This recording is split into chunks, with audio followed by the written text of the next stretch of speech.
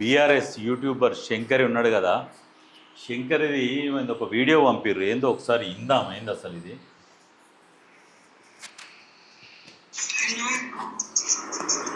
ఏదైనా ఒక phone sound పెట్టి పట్టుకోవాలి కదా, అట్లా పడుతుంది.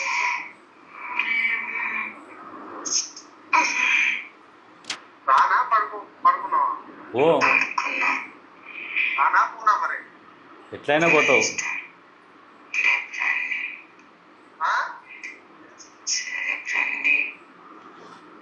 రేపు రమ్మంటుంది. అర్థం కాలేదు. అర్థం కాలేదు. నేను ఇక్కడ ఉప్పల్ దగ్గర ఉన్నా. పోదలుచుకున్నావు పో. సర్లే వస్తున్నాం. డోర్ తీసి పడుకోవాలి. అది మన శంకర్కి అప్పుడు అరెస్ట్ అయిన సంబంధించింది అంటే ఈ విషయంలోనే అనుకుంటా.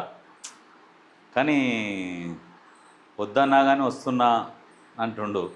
సర్లే, ఇక వన్ పర్సనల్ కదా, మనకి ఇక అది అవసరం లేదు విషయం, టాపిక్. కానీ ఏంటంటే మొన్న ఒక వీడియో పెట్టిండు మన శంకరి.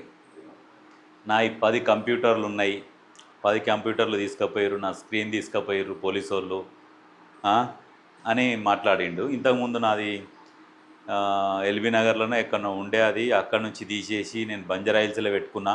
అంటే ఎల్బీ నగర్లో నుంచి ఎందుకు తీసేసిండంటే బీఆర్ఎస్ పార్టీ ఓడిపోగానే ఇక్కడ నుంచి తీసి బంజారాయిల్స్ ఏరియాలో పెట్టుకున్నాడంట. బంజారాయిల్స్ ఏరియాలో పెట్టుకుంటే కొంచెం సేఫ్ సెక్యూర్ ఉంటుందన్న ఆలోచనలో ఆ ఏరియాలో పెట్టుకున్నాడు.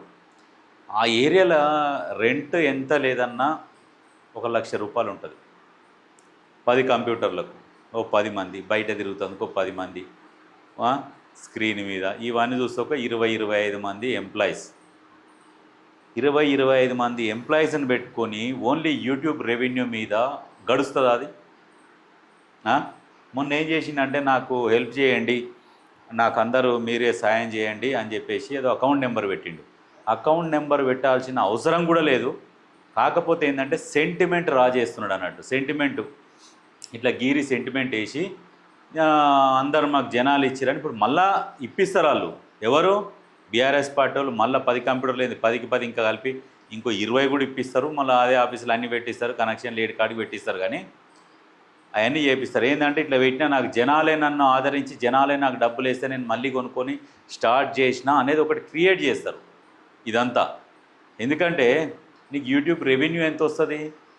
ఇప్పుడు ఒక 20 మందిని 25 మందిని మెయింటైన్ చేయాలంటే, మనిషికి జూబ్లీహిల్స్ బంజారాయిల్స్ ఏరియాలో పనిచేయాలంటే ఎంత లేదన్నా గుడ్డిగా మనకు ఒక 25-30 వేలని ఇవ్వాలి కదా.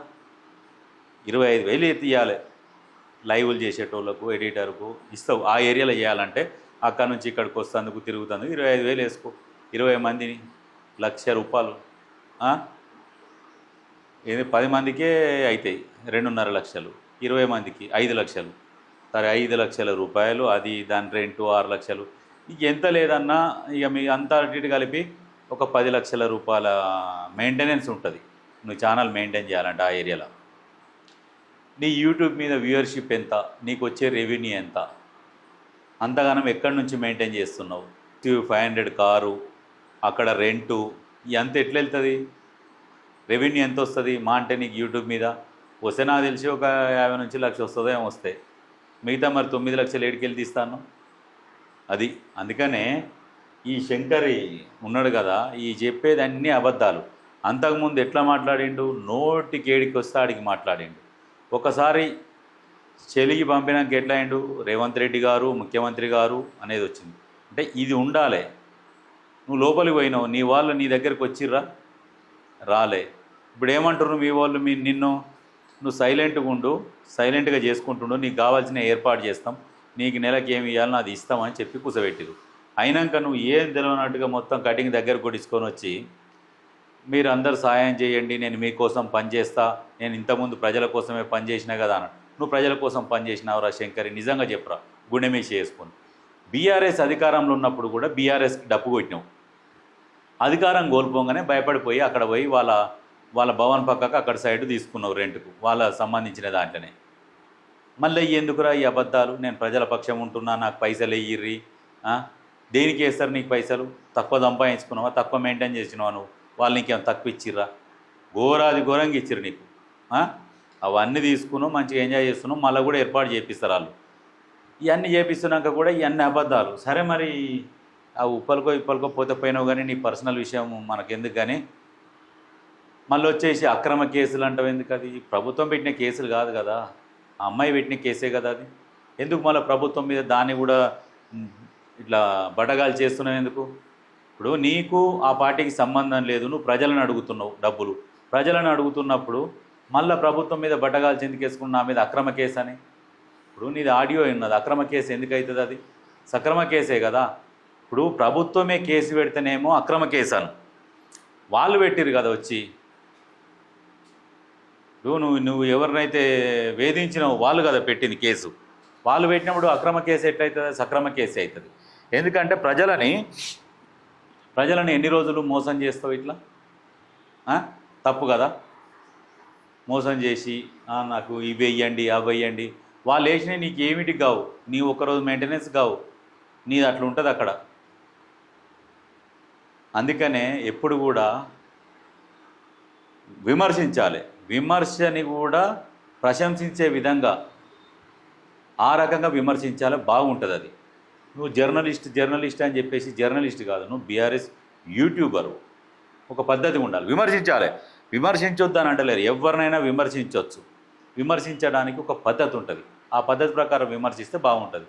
ఇప్పుడు ఎంతసేపటికి ప్రభుత్వం మీద బురద చల్లడమే పని కట్టుకుంటే కూడా కాదు, ప్రభుత్వం మంచి చేస్తే మంచి అని చెప్పుకుంటూ కూడా పోవాలి, ఆ రకమైన పనులు చేయాలి. అవన్నీ వదిలేసి ఎంతసేపటికి కేసీఆర్ జోలికి వస్తే కూడన్నా ఈ కేసీఆర్ జోలికి ఎవరు మీరేం చేసిరు, ఎంతసేపు ఎంతసేపు కొడతారో డప్పు, అది ఎన్ని రోజులు కొడతారో డప్పు,